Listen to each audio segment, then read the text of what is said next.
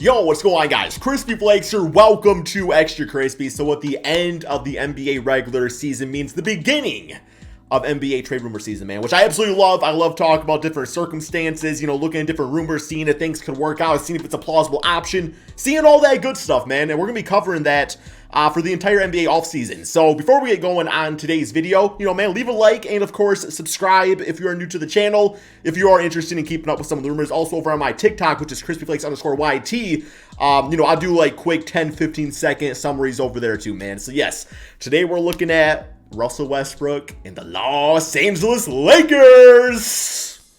Whew, what a season.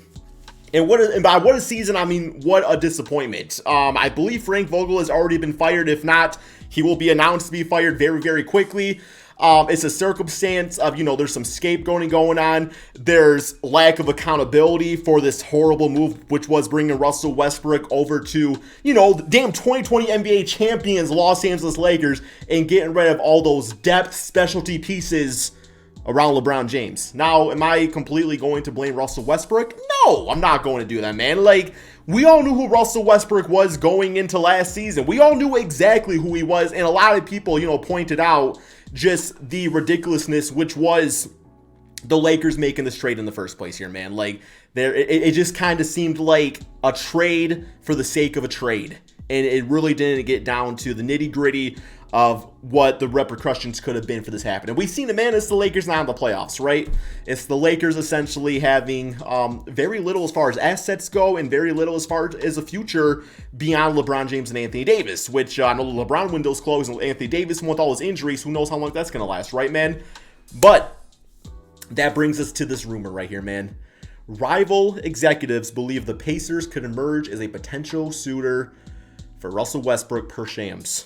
Teams expect Indiana to be open to trade conversations around Malcolm Brogdon and Buddy Hield this offseason. And I will say here, man, if there is one team that could save the Lakers' asses in this case, it is the Pacers. It is the Pacers, no doubt about it. So first off, we got to look at why would the Pacers do this? Well, let's go ahead, look at Russell Westbrook's contract. He got a player option, $47 million. There is no way he declines that. There is no way that Russell Westbrook ever even sniffs $47 million. Again, when it comes to an NBA contract, he's accepting that every single time. So, when you're on the 1 year deal right there, you look at the Indiana Pacers. Why do they take that on? Well, there's really two ways you can look at it. They're obviously in a rebuild. And while Russell Westbrook, going to the Pacers for either Malcolm Brogdon or Buddy Hield, maybe even both, sounds nice. I do think the Lakers probably got to give a little bit more, because why would the Pacers do them a favor? You know what I'm saying? Like, they could just be like, okay, we'll take on Russell Westbrook, but we also do want that 2027 first round draft pick, or we might want like THT back, something like that.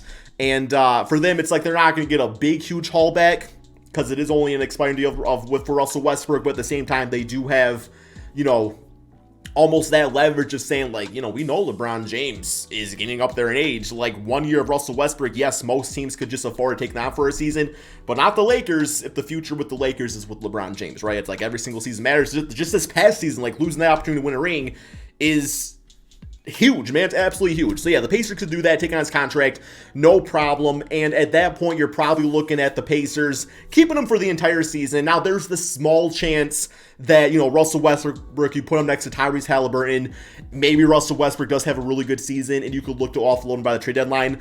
The issue with that is $47 million. Like, I don't think the Pacers are doing this for the sake of just, looking to flip Russell Westbrook by that trade deadline. I just don't think the opportunity is going to be there. Similar to John Wall, where it's like, it's so much money in salary cap to match. It would essentially need Russell Westbrook really having just a huge comeback season. But even with that, I feel like championship contending teams would be a little wary of taking that on anyway at the $47 million, just because of like, okay, we've seen Russell Westbrook put these numbers on a bad team. Is he, he's not going to do this for a good team. He's just not. Like, that's not who Russell Westbrook is. No disrespect to him, but just his good days are behind him. And I do think after the 2023 season, Russell Westbrook will probably sign, I would say, a contract to be a six-man. Like, that's kind of why I see Russell Westbrook. You make him a six-man, you make him orchestrate the second unit of the offense, let him be Russell Westbrook, for 28 minutes per game, and you're good to go. Can't do that for $47 million, though. So after this, after next season, I should say, things should be good to go. So, yes, looking at Russell Westbrook stats, what exactly to do this season? 19 points, which is pretty much a career low, going back to his first and second year in the NBA. He averaged 7 assists, 7 rebounds per game. So you look strictly at the stats, they're not bad numbers. They're not bad numbers. Obviously, the 4 turnovers is right around his career average. Free throw percentage, he's been trashed from free throw for the past few seasons, which is kind of concerning for a guy who, uses athleticism to get to the basket. If he's not making the 3-point shots, you at least got to be making your free throws, right? And he's not doing that. Overall field goal efficiency, I mean, once again, not any different than his career average. 3-point shot, right around his career average. Like, this version of Russell Westbrook just didn't fit with this Lakers team. That's it, man. Like, having LeBron, having Anthony Davis didn't really play all too much, by the way. But, it just, Russell Westbrook is pretty useless off ball. And if the ball's in Russell Westbrook's hands on the Lakers, that means it's not in LeBron's hands. And that's an issue within itself, right, man? So, yes. So we got that. So let's go ahead and peep out the Indiana Pacers. What exactly did they do with this NBA season? And, man, like, what type of assets would the Lakers be interested in getting? So, yes, obviously the Pacers here have had a very strange type of season, in the sense that they went into it getting new coach Rick Carlisle from the Mavericks, who was a very good veteran coach and everything like that. They seemed to be victims of the injury bug the season before with guys like, TJ Warren. We haven't seen him since he dropped 50 points in the bubble. Obviously, they had Miles Turner, Sabonis, Malcolm Brogdon. They had Karis LeVert at one point. They had this team that looked like they had all these really good pieces that just needed the coach to bring it all together. But clearly, it just was never good enough to really do anything. So they traded Sabonis away, got Tyrese Halliburton. That just was a steal of a trade. No disrespect to Sabonis, but it really was. And that allows the Pacers team to really, have their cornerstone piece already without even having to use a draft pick, which is huge, man. Like, essentially, the Pacers got their Cade Cunningham without having to draft Cade Cunningham. So they're still going to have a really good draft lottery pick and everything like that. But, yeah, there's a few lingering pieces on the team here.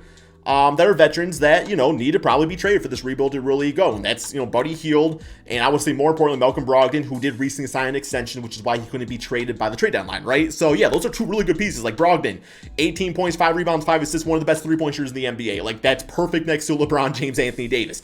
Malcolm Brogdon is that, combo type of guard that can play the shooting guard, point guard position. But the thing about him is that he's different than Russell Westbrook, where being that combo guard, he's not completely useless when the ball is not in his hands. He's just, this is how it is. Like, Brogdon can play off ball just fine, which is amazing playing next to LeBron James and Anthony Davis. That's essential, man. That's absolutely essential, right? So, yeah, the pieces are here. Let's go ahead, and we're going to go ahead and hop over to NBA 2K22. This is the type of thing I used to do on my other channel, Crispy Flakes, but like I said, man, I'm trying to condense down to one channel, but I still like using 2K just as a trade platform because I think it looks pretty. So yeah, man, we're going to go ahead and see if we can make a trade work here. So we're going to go ahead and go to proposed trade, and yes, Russell Westbrook obviously has to go first. And you got to match that money and everything like that. But we're going to go ahead and go to the Pacers. Now, I would say if they can end up with both of these guys, that's literally your backcourt is Brogdon and Buddy Hield. So we're going to try to get both. I don't know if actually, we should be able to. Oh, actually, the contracts kind of match perfectly, man. Yeah, Buddy Hield, Malcolm Brogdon. That, honestly, how much money do we need? Okay, so we got to add in somebody else. Okay, so we'll go ahead and just add in, Gabriel right here. And that honestly works just by itself. Now, what is Buddy Hield's contract? Keep in mind, this is 2K22, so the contracts are going to be off by 1 year. But, yeah, so essentially, he would have, I believe, 2 more seasons. 2 more seasons under the contract, I believe. If I'm reading that correctly, that does look right. So, yeah. So it does save the Pacers, a year of salary cap with Buddy Hield. And also, they get out of Malcolm Brogdon's extension. So, really, that could be enough to set them up for the 2022-2023 NBA offseason. I think I have that right. I could have that backwards. 2023-2024 offseason, just by doing that. Now, I could see also them being like, well, we all know how much you don't want Russell Westbrook, and you're getting some really talented players back. So I do think, the Lakers, probably toss in that 2027. It's not showing up here, but yeah, I would toss that in. We're not tossing THT. I don't think, I think THT a little gassed up, if I'm being honest here, man. And also, he did sign a pretty large contract where that would just screw up the salary cap and everything. So we're going to go ahead and do this trade right here, man. And I feel like that's perfect. That is perfect. So all of a sudden, you go to this Lakers team. Obviously, other moves are going to be made on the offseason and everything. But, yeah, you go ahead and you do something like this. And, yeah, like I said, some additional piece. I like this team to get a little bit younger in free agency if possible. But love it, man. Love it. And then the Pacers, they go in full on, rebuild by having Russell Westbrook for a season. They save some money in the long run of terms of things, man. They get a draft pick out of it. So I think it's perfect. What do you guys think? Let me know in the comment section below. Thank you all so much for watching. And peace out, my friends.